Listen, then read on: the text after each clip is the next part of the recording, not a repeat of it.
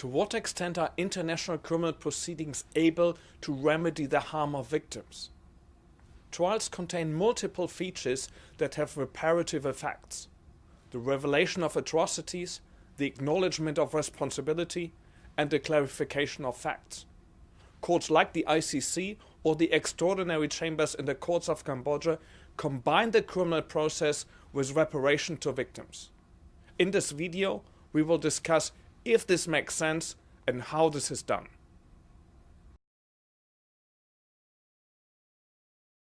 The trend to combine a criminal trial with remedies for victims is grounded in the increasing recognition of the right to reparation under international law.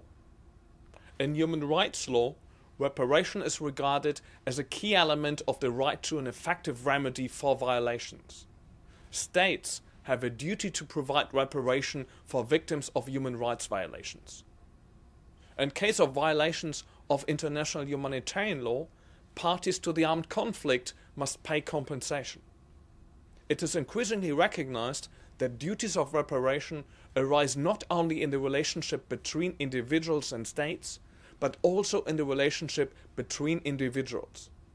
In some cases, like Karadzic, victims have sued individual perpetrators through civil litigation in foreign courts.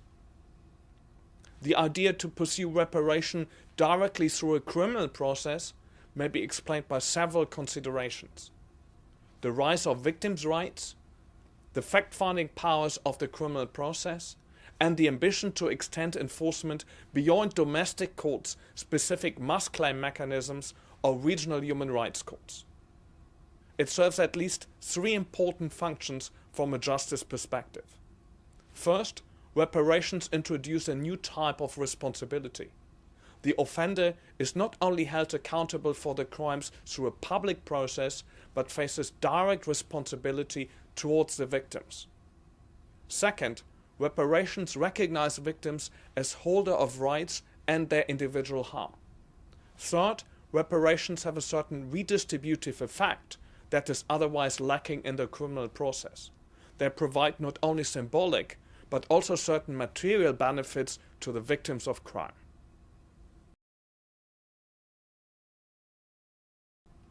How do international criminal courts and tribunals approach reparation? Reparation is a relatively new phenomenon. In the context of the UN ad hoc tribunals or the Special Tribunal for Lebanon, reparation was neglected. It was essentially left to domestic courts. Today, there are at least two major models: a civil model and a criminal model. In the civil model, adjudication of reparation is essentially an annex to criminal proceedings. The most classical example is Cambodia. Victims were allowed to act as civil parties in the criminal process based on the domestic legal tradition. In the context of Cambodia, the forms of reparation were limited. Chambers were allowed to award collective and moral reparation to civil parties, but no direct monetary payments. The criminal model is based on a different premise. Reparation is an integral part of criminal proceedings involving victims and the defendant. It combines retributive and restorative features.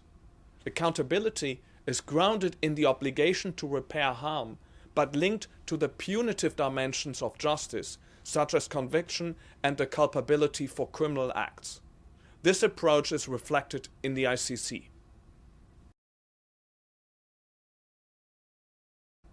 The ICC regime foresees two mechanisms: formal determinations of reparations against a convicted person by the trial chamber, and measures of assistance by the Trust Fund for victims.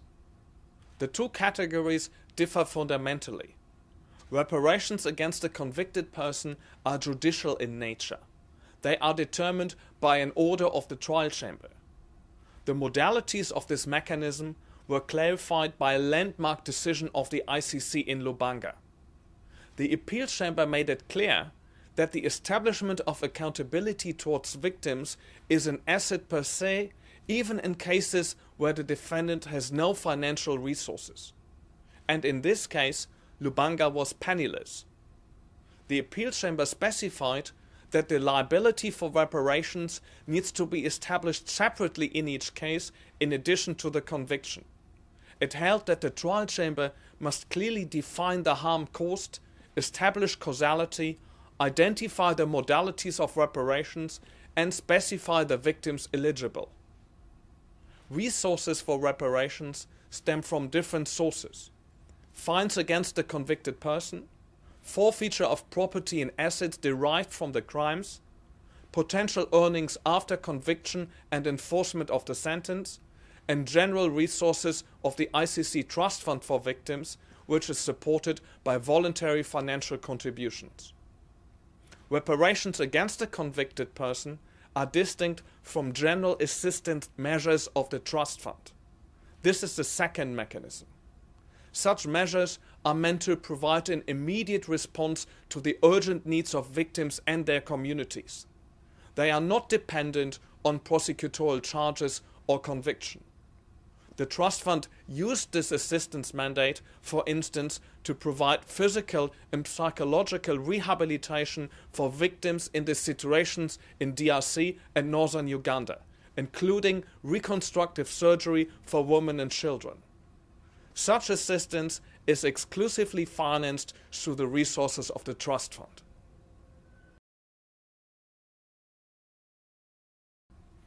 One of the main dilemmas of reparation is that need and demand exceed capacity. It is virtually impossible to provide full reparation, restitution in integrum, to every victim. In some contexts, such as the case of Jean-Pierre Bemba, the former vice president of the DRC, the ICC has managed to seize bank accounts, real estate and property for purposes of reparation. But in many cases, defendants do not have these resources. They are indigent. The ICC Trust Fund has a budget of around 10 million euro for all ICC situations. This makes it necessary to apply a broad variety of modalities and forms of reparation. Article 75 of the ICC Statute lists three main forms: restitution, that is, restoration of the original situation of the victim before the violation; compensation of economically accessible damage; and rehabilitation, such as provision of medical services and health care.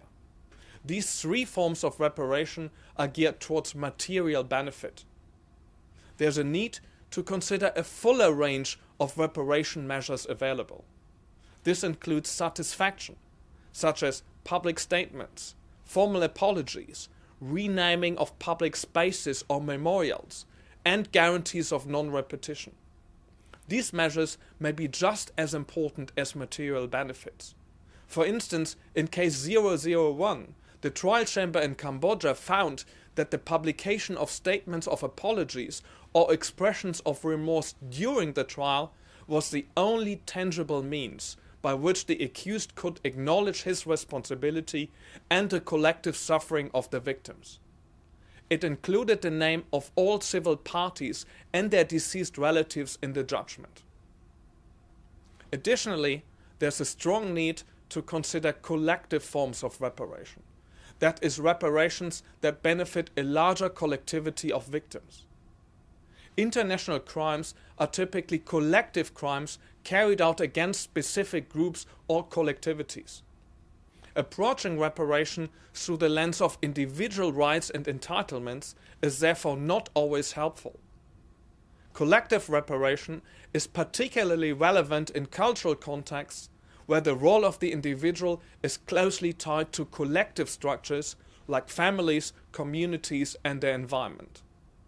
A community-based approach was, for example, supported by the ICC in the Lubanga case. Collective reparation includes education, memorials and health programs for the benefit of victim populations.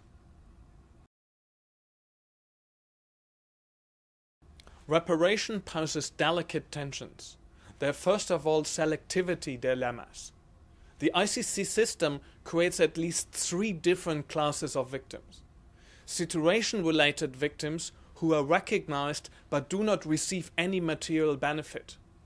Victims who benefit from non-judicial assistance measures by the Trust Fund, and victims who are entitled to reparation. This distinction may cause grievances among collectivities. The Lubanga case posed problems since it involved narrow charges and victimization within one group, namely the Hema population. Harm unrelated to child soldiers and harm suffered by other groups was left unaddressed. Second, reparations must reconcile the rights of victims with the rights of the convicted person.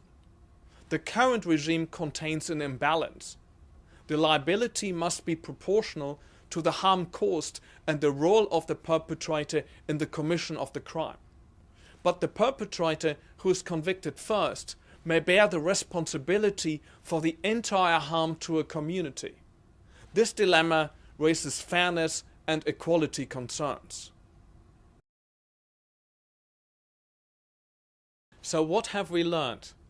First, we've seen that reparation was traditionally related to claims by individuals against states.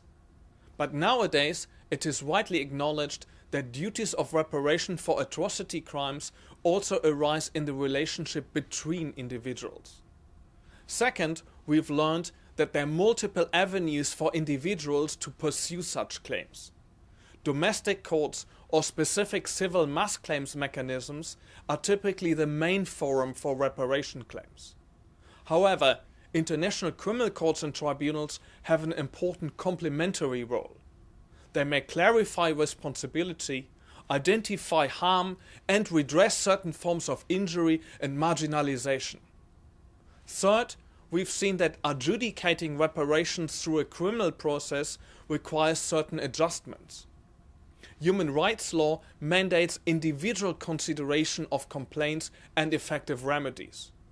But these prerequisites cannot be transposed in a linear fashion to reparation proceedings between victims and defendants. This has become evident in Lubanga.